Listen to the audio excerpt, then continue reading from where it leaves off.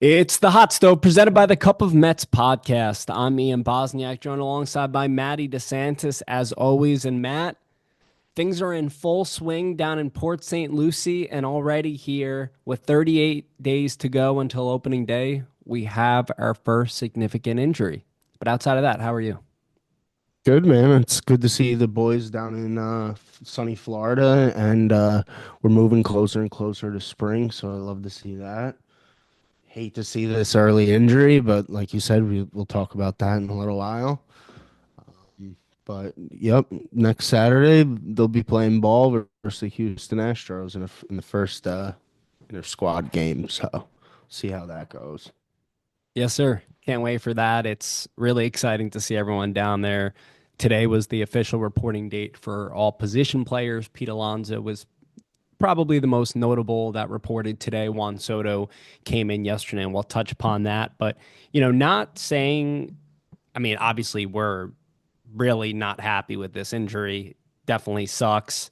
We'll give more context in a moment. But we were really coming on here touching upon a couple things going down at in Port St. Lucie, and then we were going to dish out our top 10 left field, center field, right fielder, and DHs heading into 2025. But we didn't really have a lot to talk about, as we wind Mhm. down with the hot stove. But so again, not saying that I'm happy about this at all, but it does give us something to talk about. Mike Puma reported this literally just moments before we began recording, as he tweeted out, Frankie Montas has not been throwing and will apparently remain shut down for a significant stretch. More info coming soon.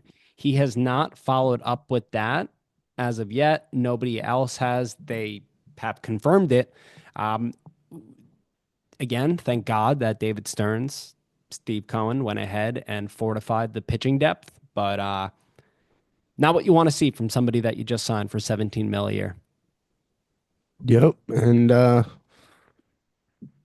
not good in general. I mean, our rotation was already pretty below average. So, I mean, what do they do here? Are they gonna go reach out to Jose Quintana and bring him on, or do they think that their depth is okay going into opening day? But realistically, I'm not sure. But I guess we're gonna have to wait and see about more information from Frankie Montes. But I can almost guarantee that they're looking at someone internal like a Tyler McGill or Canning, somebody. Yeah, Fangraphs, they're always quick to make maneuvers, roster resources. They've already made the determination that the rotation will be Mania, Senga, Peterson, Holmes, Blackburn, and Griffin Canning. Again, it's you have guys that are going to be able to do the job, but at the back end, you're looking at Blackburn and Canning, guys who really are below average starters, and the rotation is definitely the weakest link in Yeah, this for sure. in this whole 2025 Mets cog. And it's funny you mentioned a guy like Jose Quintana. I mean, he kind of remains as the last significant starter on the market. Nick Pivetta just signed the other day with the San Diego Padres. Something else that I immediately think about, do the Mets go ahead and try to beef up their offer with when it comes to San Diego and Dylan Cease and Michael King? Is that a route they take? I don't know. I mean, I think San Diego, apparently the rumor out of South California is that they may want to Cape King deal cease. Hey, So if that's the route they want to go, I mean, apparently the Red Sox are actually could be potential suitors for Cease. So that would beef them up big time. that would put Cease, freaking Crochet. They Yeah, got some good young pitchers like Bello. I mean, Cutter Crawford. I'm assuming if they're acquiring Cease, you're sending them either Bello or Crawford to start it. Yeah, Probably Cutter Craw. I mean, and then San Diego's, then you have King, you have Cutter Crawford, Pavetta. you Darvish, Yeah. Like, I mean, I Randy guess, Vasquez. Yeah, but if you think about the Padres and how many prospects they've sent away in the past like 3 years, it's insane. it's Like, disgusting. It's disgusting. they really need to get their system back up The because fact that AJ Preller still has a job is insane. yeah, dude, what does he have, like naked pictures of the owners like wife and shit? Like, he's got to have something. Some Not yeah. sure. I'm not sure how one keeps his job. Yeah, no, it's insane. But I mean, it definitely puts the Mets in kind of a weird spot. You know, it's again, it's February 17th, so it might be a little late to fully get a deal done when it comes to a Cease or a Michael King. I personally, I like a Paul Blackburn or a Griffin Canning in the bullpen, and I'm just speaking off of the aforementioned Fangraphs depth chart that was provided earlier. They shifted Danny Young back into the fold in the bullpen here. So you have a bullpen of Diaz, Minter, Budo, Garrett, Stanek, Young, and Reed Foley. I think that if it were up to me, I know that Tyler McGill only has an option or two remaining, but I think that McGill would be better suited in the rotation to start the year, maybe along with a Griffin Canning. Obviously, if Paul Blackburn looks good in spring, you go with Paul Blackburn, but I want Tyler McGill and one of those two in the rotation. I Mhm. think that perhaps if Frankie Montas's injury is something that is long, long term, perhaps at that point they call Jose Quintana. I'm not going to go ahead and chuck up the starting pitching free agent front right now because it's not worth it. Yeah. But I think that that's a route. But then the other thing as well, we're talking trades, we're talking internal maneuvers, we're talking about a potential reunion with Jose Quintana. What happens if Brandon Sproat has a monstrous spring? Is he somebody that could, crack the club? I don't know. I doubt it. I bet you that they want to see him get a few starts under his belt, when it's still cold out. He also struggled in his, Yeah, he you know, struggled up in Syracuse, so I'm assuming that's what they're gonna do. Say he goes lights out, I think you'd see him up by May.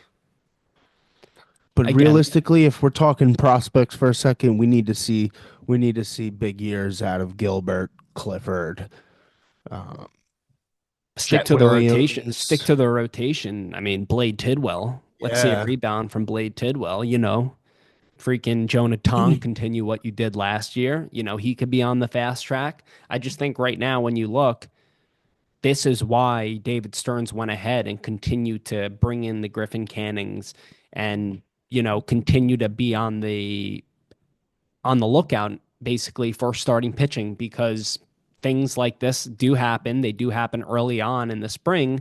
And then you have to kind of be on your toes and figure out how you're going to go about things. So, again, it's good that the Mets have the depth, but it sucks that it appears like Frankie Montas is going to be out for the long term. And again, we're waiting on word. So if we find out what the issue is here, then we'll let you know. But it's Yeah, definitely a shitty way to start. You know what I mean? It's absolutely. Anytime you have an injury on February 17th when they haven't realistically done anything, it's not good. I feel like there's always some sort of track for Tyler McGill to make the opening day roster. Oh Every yeah. every single year, there's always some sort of injury Yeah. that leads to him making the rotation. Listen, bro, there's still a lot of time for him to be opening day starter. No, no, no, no. Stop that. Stop that, dude. Then things would get really hairy. Things would get Yeah. really hairy. But nonetheless, again, Mets have their first injury of the year. It's to Frankie Montas. Still what it is, the severity to be determined. With that said, on the positive end of things, everybody's in camp. Juan Soto arrived in style yesterday. Some awesome photos seen all over X, all over Instagram. He looks great in orange and blue. He does.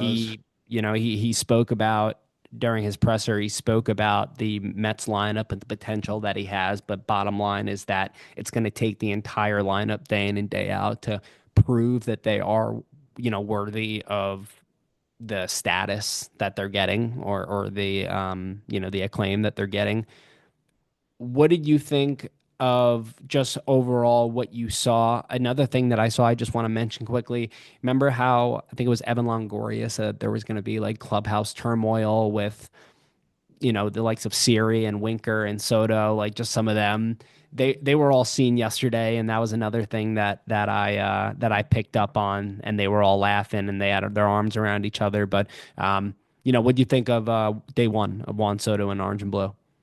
Oh, I thought it was great seeing him out there. A lot of smiles. Wish I was out there. Uh, but still sometimes feels like a dream. Yep. I Yep. just really I hope he plays well. He will. He's gonna be good. He's gonna be good in the lineup in the locker room. So it's gonna be interesting to see him in the spring training game. So I'm curious to know how much playing time he'll get. Yeah. I mean, again, Zips projections are normally a little conservative, but here on Fangraphs, advanced wise, they're pegging him to post a 6.5 WAR, 168 weighted runs created plus, to the tune of a 952 OPS, walking at nearly a 20% clip. I mean, we know that he walks the world. He gets on base at a 400 plus clip, but my Yeah. goodness, those numbers sandwiched in between Lindor and Alonso. Then you got Nimmo and back there, and then Vientos, and then the lineup just keeps going. I mean, dude, this is a Yeah, man, and hefty bunch. that's why it was so crucial for them to bring Alonso back because we need that protection behind Soto, and you don't want to pitch to Soto, you pitch to Alonso. I mean, Pete's gonna see some pitches. yeah, Pete is most definitely gonna see some pitches, so that's good, and it's good to see him obviously report to camp, and it's just it I'm happy that they were able to get that resolved. Even it's 2 years. That's great for us. I'm happy that he was able to get his shekel. Um, so it's What gonna was that? be His shekel? yeah, so which means money. I like the vernacular there. Yeah, nice. Yeah, Yeah, he yeah, got his no, shekel. yeah, no. Listen, it would have looked weird for him to be in any other colors. And again, if he opts out after this year, that means that good things happen for him and most likely for the Mets as well. So kudos to him if that occurs. We'll worry Hmm. about that in a year from now. But he looks right being back in orange and blue. And obviously, he didn't get the contract that he wanted. But at the end of the day, he's netting $30 million annually this year. And that's more than any of us predicted at the end of the day per year. That's more than he was offered a couple years ago. That's more than he was offered earlier on in the offseason. So he made out with it. But again, he has to prove it here in 2025 in order to relay that into a 5 6 year contract that he wanted. Hmm. But ultimately, he's probably looking over at what Bregman got as well, and he's like, okay, at least I'm not the only one that had to settle for short term years and whatnot. But again, I 100% agree with what you said. That's why it made it so much more important. And we were talking all off season about the lineup and how it looked without Alonso and what their plans would be to replace him. And this is what feels right. Lindor, Soto, Alonso, Nimmo, Vientos, Winker / Marte, Alvarez, McNeil, and Siri. That Yeah, looks man. right.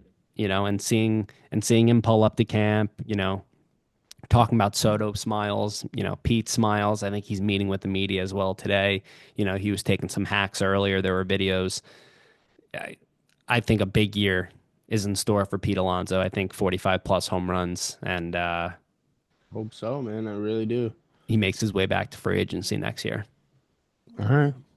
All Or right. maybe, what I brought up a couple weeks ago. Whereas, and I don't know, maybe I brought this up with Rob last week or 2 weeks ago, whenever it was. But perhaps if the Blue Jays and Vladimir Guerrero Jr. I know today's the deadline for their extension talks, but maybe if the Mets don't want to go crazy on a potential Vladimir Guerrero Jr. contract, who knows? Maybe at some point, if Alonso's having the type of year that I just mentioned, 45 plus home runs, things are riding high with the Mets.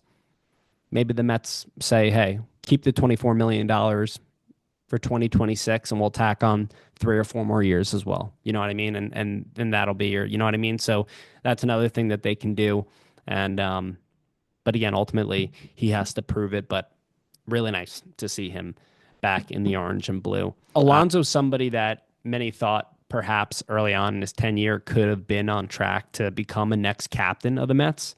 And just something briefly that I want to talk about, over the last season or two, we've mentioned that we want Francisco Lindor to be named captain. He's had those signature moments. He's a leader, he leads by example, leads by emotion, the whole yeah. nine. He was actually asked the question yesterday. Uh, I think this is as good as time as any to name him the next captain, have him succeed. David Wright. Yeah, that would, I really hope that they do that before opening day. Like they have like a big thing about it. Like he deserves it. He's the face of the franchise. He goes about his business and every aspect in which represents what Steve and Alex Cohen want. And you really can't complain about like his productivity was has been amazing for us on and off the field. He's a great teammate. He's a great Met. So if I fully endorse Francisco Lindor becoming the next captain of the Mets, I believe that they should do that ASAP right before the regular season starts. And he was named as the sixth best player on MLB Network's top 100 players entering the 25 season. Yeah, man, he's a beast. I love Francisco. His defense Rightfully is so. great. He's so solid at the plate. Dude, he's a future Hall of Famer. He's on pace for it. He really is, and it's a shame that he continues to get snubbed year in and year out with the All-Star game. But nonetheless, him becoming captain would be awesome. And then also, Francisco Jr. is on the way. They announced that they're having a little baby boy. Nice, nice. I love So that. maybe a little prodigy will be in the making there over at the Lindor household, but good for Mm, them. uh, As we continue on this train, just going down the list here, something of note has been the topic of Starling Marte. He is planned and scheduled to split the DH duties with Jesse Winker this upcoming year. However, it's been noted throughout the offseason that the Mets have spoken to other teams and they've let Marte know that he is available on the trade front and they would keep him in the loop. And apparently those talks are still going. And if the right opportunity presents itself, the Mets would deal him away. What do you think about the option of still trading him away? Obviously, that would be good to. Again, I would assume that the Mets would trade him to get somebody that can help them now rather than just for a prospect because they're going to have to eat some sort of money. Like no team's going out of their way to trade for Starling Marte and giving up, prospects. I don't think that's what the goal here is. Perhaps maybe they'll trade him for a starting pitcher, someone that's also in a contract year, someone that can provide the Mets more depth. Do you think that this is something that actually gets done? nah, I doubt it. I feel like between now and opening day, you're gonna see Starling Marte on the Mets. I agree 100%. You know, I'm trying to think of teams that could take on his money. Perhaps we brought up the Padres before. Maybe the Mets eat three-fourths of that contract and then eat, let's say, Dylan Cease, hypothetically, his money, and then also send over prospects. Maybe the Mets could do something like that. But at the end of the day, something else that I look at is all right, if they were to trade Starling Marte, who is that other portion of the DH? You know what I mean? Is it kind of DH by committee? Would they Mhm.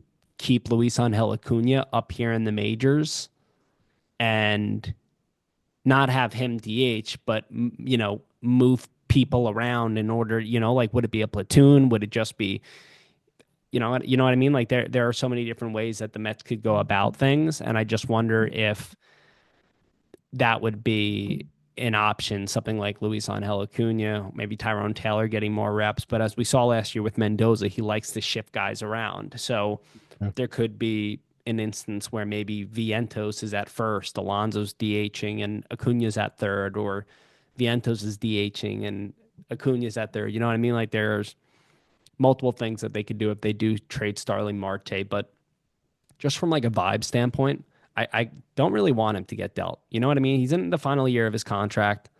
He's 36 years old. The players love him. He's a clubhouse favorite. When he's on the field, he is productive. He won't be playing the field, so that's even better for the Mets because he's a defensive liability at this point. Yeah. I just feel like he's a Yeah, might as well just keep him. There's no disadvantage to not keeping Starling Marte. Might as well just let it rock. again, unless you had a team that said, "Hey, we'll take on the 17 million," Yeah. then it's like, yeah, of course. But nobody's going to do that, so you may as well keep him. Again, if he gets on base at a 320, 330 clip, hits 270, can hit 10 to 15 home runs, still Hmm. steal bases at a high clip, that's worth it. One portion of the DH slot, I think Yeah, that for would, sure. You know what I mean? And And then I think there's some guys at AAA that you'd like to see maybe knock on the door, like Luke Ritter, who I'm not really sure how many years I need to be fucking talking about him until he gets his shot. poor bastard's gonna be like 28 when he makes his debut. I think he already is 28. Is he? Yeah, that I wouldn't think. surprise me. Now you gotta check. Yeah, yeah. I think Luke Ritter will get a look this spring. I don't think he's gonna crack any roster. Yeah, who's his birthday 2 days ago? He's 28. He's 28 now. Wow, holy shit. All right, so I'm right. Happy belated, Luke. Yeah, happy belated birthday, Luke Ritter. But yeah, no. Well, I mean, listen, we'll see how it plays out. We still have a long time to go in spring, and we have one more episode to go here in the hot stove before we wrap up, and then we pick things back up towards the back end of March. But again, a lot could change between now and then. But I think Marte will be a Met. One other player that I just want to touch upon quickly, someone who's slated to be in the starting lineup, Jeff McNeil. There was an interesting story that came out earlier today that he is going to be trying to hit for more power, which he focused on in the second half of last year. He also ditched that bat that didn't have the knob. He ditched it for the traditional, uh, bat that has the knob on it. In the first half of last year, he hit 216 with 19 extra base hits, got on base at a 276 clip, and slugged 314 in the second half last year after making these adjustments. He hit 289 with 19 extra base hits, so the same amount of extra base hits, got on base at a 376 clip and slugged 547. So Jeff McNeil making some adjustments here early on in camp, but then there's also been chatter that Brett Beatty's getting some reps at second base, and the Mets are going to take a deeper look at Luis Angel Acuna this spring. What are your thoughts on McNeil's job status right now at second base? How secure do you think it is? And what do you think about these adjustments he's making? I mean, I wouldn't, if I was the manager, his job status would not be very secure. And I would be hoping that Luis Angel Acuna, who had a good winter in Venezuelan League, um, he had a great winter there. I want to see him take the leap. Like we know what Jeff's gonna give us. If he's been playing golf all fucking winter, we know what swing we're gonna get. But if we can get a better Jeff, then that's just a bonus. But realistically, the Mets ate a lot of money to get Luis Acuna, so their scouting directors must think high of him. You really have to hope that he is the second baseman or he's at least starting. I think if you put Jeff McNeil on first base and you put Luis Angel Acuna on first base, Acuna is going to give you your best shot to get to second without that ball even getting put into play. Um, his instincts for just running the base path is much better. He's much younger.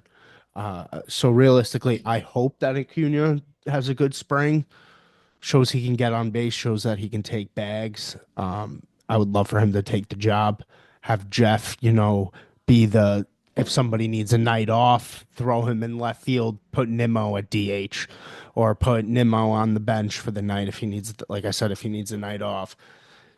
If Alonso needs a night off, you throw Vientos at first, and you throw McNeil at third, or whatever. Another thing that they could hypothetically do, and maybe this is something that is going into their thinking, is that they do have three players that essentially are major league ready. How good they'll be yet to be determined, but they have Yeah. three guys that are second basemen or are taking reps there in Beatty, Acuna, and Mauricio. Something that might be going into their thought process is maybe when they trade Marte, they find out which one of those three is best suited to start at second base. And then even though McNeil is not a right handed hitter, he can handle left handed pitching much better than Jesse Winker can. So, not Yeah. saying that McNeil would DH, but maybe McNeil goes out to right and Soto DHs. Hmm. Or, as you said before, the Nimmo situation. Nimmo comes in and DHs, or McNeil gives him or spares him. Maybe McNeil goes into that complete versatility, super utility type of role. And I mean, personally, he's always looked to me to be a Ben Zobrist type player.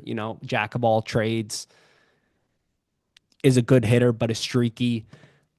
I think that that would be the best case scenario, and I agree with you. I think what would be best for the Mets is if one of these kids has a massive spring, really emerges and says, "Hey, I'm the second baseman," and Hmm. then it gives the club a difficult decision to make here, whether Yeah, it's with Marte, whether it's with McNeil, whether it's with one of the kids. You know what I mean? Like put pressure on them. yeah. I mean, I ultimately think that Beatty will probably end up at AAA to start the year. Or maybe he has one of those, I'm going to hit 500 in the spring training and make everyone believe I'm something. And then he starts the year with the big league club and shits the bed. Yeah, I can see that too. Comes right up from the warm weather and fucking can't hit shit. Yeah. Yeah, I can envision that already, honestly. Yeah. Maybe, yeah. Hopefully that doesn't happen. But no, Yeah. I agree with you. Let's hope Acuna and one of them breaks out here in the spring. All right. Well, next week we're going to kind of dive into some roster projections, maybe some 2025 predictions, give grades when it comes to the offseason that was as we wrap up the hot stove, and then also give our top 10 starting pitchers and relief pitchers. But as we wrap up here today, we're going to dish out, we got four positions. We're going to dish out our top 10 left fielders, center fielders, right fielders, and DHs. Now, I do want to preface with this, and Matt and I have not gone through each other's lists, but what I think you're going to see is there might be a player that's maybe in my left field list that might be listed on Matt's right field list or something along those lines. Because a lot of these sites, we're not just going off of MLB Network's top 10 bullshit. We're Yeah. actually putting time into this, and there are a lot of sites and resources that give you projections that said that he's going to play X amount of games in left and X amount of games in right. Yeah. So it's a little bit kind of difficult to Yeah, it's tough to project where these guys are gonna play because they can just be like, okay, yeah, one day we can toss you in left. 2 games after you can be in right. exactly, and all of a sudden we named the top left fielder somebody that played 81 games in left and 81 games in right. Yeah, yeah. So, Yeah. but yeah, no. All right. So What do let's you want start to with start left with? field. I'll go first. All right. You 10 to going from 1. 10 to 1? Yep, 10 to 1. All Per right. usual. Top 10 left fielders entering 2025. At 10, Atlanta Braves, Jurickson Profar. Okay. See, he's somebody that you could probably list at like four different positions. At 9, from the Cubs, you have Ian Happ. At 8, from the Rangers, we have Wyatt Langford. At 7, from the Mets, we have Brandon Nimmo. At 6, from the Blue Jays, we have Anthony Santander. At 5, from the Guardians, we have Stephen Kwan. At 4, from the Milwaukee Brewers, we have Jackson Churio. At 3, from the Detroit Tigers, we have Riley Green. At 2, from the Boston Red Sox, we have Jaron Duran. And at 1, from the Houston Astros, we have Jordan Alvarez, who I saw on a couple lists was also named the DH, but he's a left fielder to me. Matty? Yeah, see, we already have a few cases of what you were talking about. I knew it. I knew it. Um, all right, yeah, I'll go 10 to 1. I got Wyatt Langford, Colton Cowser, Brian Reynolds, Stephen Kwan, Brandon Nimmo. I have Ian Happ pretty high. Teoscar Hernandez, Riley Green, Jackson Chorio, and Jordan Alvarez. So I have Santander on my DH list. Think he's Okay. going to be playing a lot of DH. All right. Well, whatever the case is, Yeah, I'm he'll more be.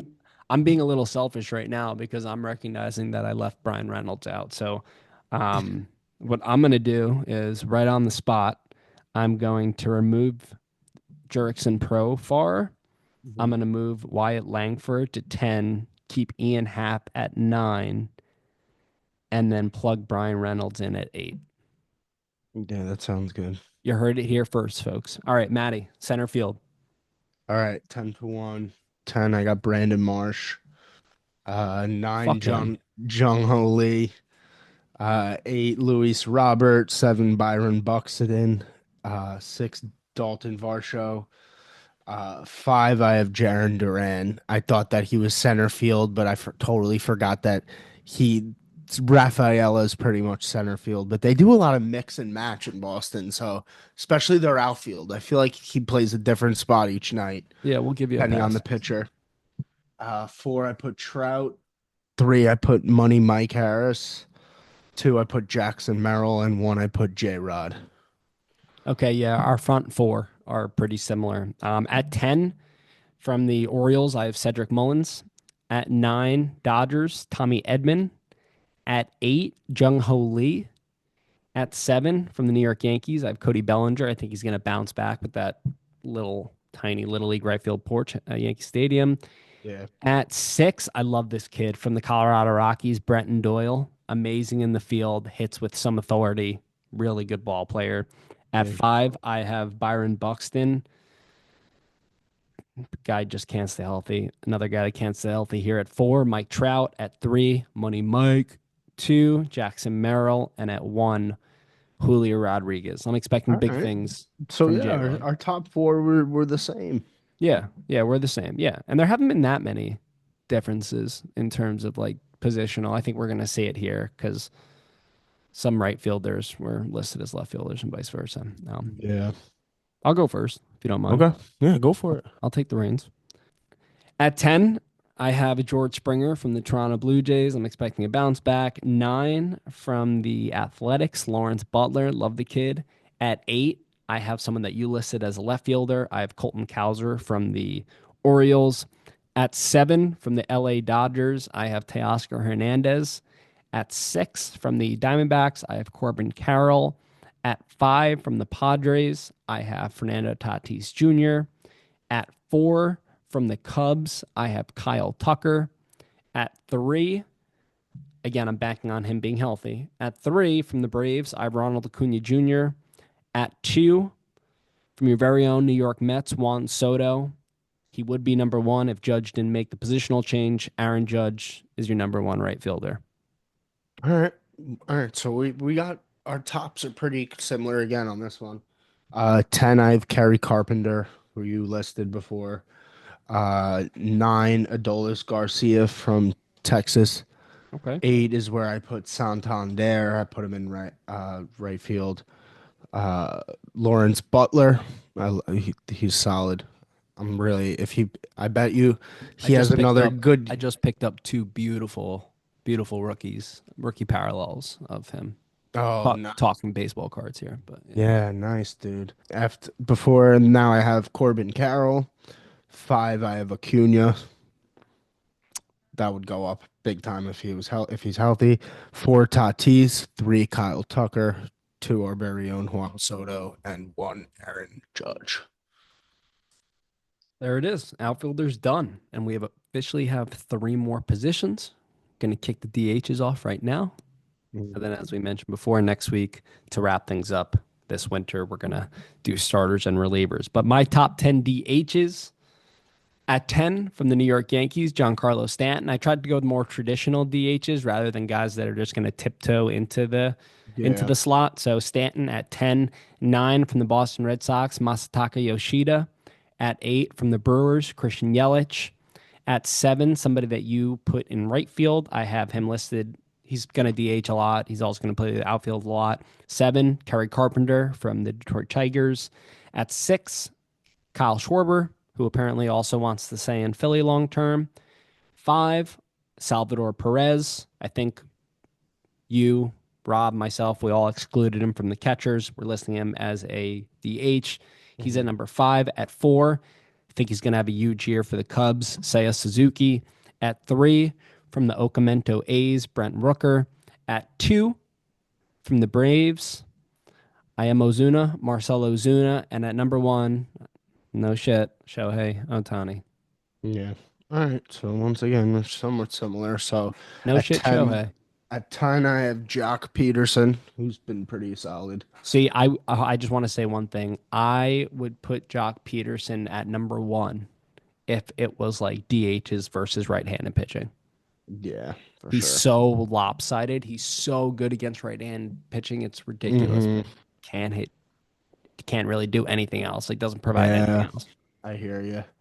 But yeah, go ahead. I got Stanton at 9, Soler at 8, Sia Suzuki at 7, Christian Yelich at 6, Salvatore Perez at 5, Marcelo Zuna at 4, Schwarber at 3, Brent Rooker at 2, and Shohei at 1.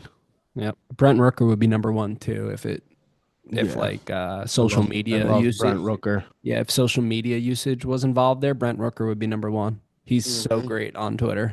Yeah, he's the best. He's hysterical. Yeah. Yeah, man. Alrighty, Maddie. Well, that was fun. Yes, it The was. episode before the finale. We got one more to go here this winter before the 2025 season gets officially underway. All right, Maddie, you got anything else for us here as we wind down? No, man. Just hopefully we hear more about this Montas injury. Definitely doesn't sound good. Hopefully the rest of the team can Stay in bubble wrap. bubble wrap them or fucking do something. Like, why don't they just go hang out in the hot tub and like All just right, chill? we do have news though. All right, so Frankie Montas. This is from John Heyman. Frankie Montas has a lat injury. However, the timeline is unknown. So We'll see you in 8 to 12 weeks. yeah, I feel like there's always a lat injury when it comes to Met spring training. All right, time to step up, Blackburn. Yep, time to step up. Blackburn, McGill, Canning. Blackburn Cy Young season starts now. Yep, and Loading. you know, Blackburn 14-4 with a 1.96 ERA. imagine Paul Blackburn leads the Mets to the 2025 championship. Like Paul Blackburn like wins Cy Young and has like the best record in the NL. Yeah, we all like Blackburn jerseys by the end of the campaign. Yeah. Oh, can't wait to see what's in store for us as Mets fans. Yep. Well, if it's anything like last year, it'll be a fun time. And we're very, very close. And again, hopefully the Montes injury is not that serious. Yeah. And, we can have him back by at least, I would say, May, June, July at the latest. Yeah. With So that being said, remember to give us a follow on Instagram, YouTube, and X. We are at Cup of Mets. Subscribe to the podcast, whether it be on Spotify, Apple, or wherever you get your favorite podcasts. Download the SeatGeek app, punch and code Cup of Mets at first purchase to get $20 off. And last but not least, head over to smackandsunflowerseeds.com, punch and code Ian05405 to get 10% off of any purchase. And for Maddie DeSantis, I'm Ian Bosniak. Thank you very much for joining us. We'll see you next week for the finale. Good night, everybody. Let's go, Mets.